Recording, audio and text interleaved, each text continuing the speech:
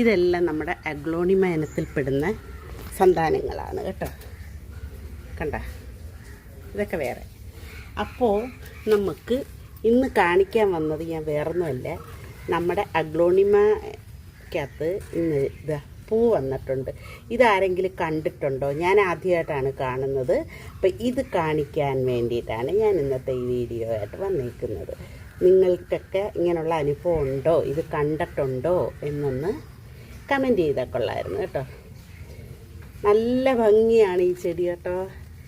ഇതിപ്പോൾ മഴയൊക്കെ നനഞ്ഞ് മഴ നനയുന്നിടത്ത് നമ്മളെ ചെവിരിലാണിത് വെച്ചേക്കുന്നത്. ഇതധികം വെയിൽ അധികമൊന്നും വേണ്ട കേട്ടോ. നമ്മുടെ ഇൻഡോർ പ്ലാന്റായിട്ട് ഉപയോഗിക്കാവുന്ന ചെടിയാണിത്. കണ്ട, ഇത് കണ്ടോ, ഇത് നല്ല രസമാണിത്.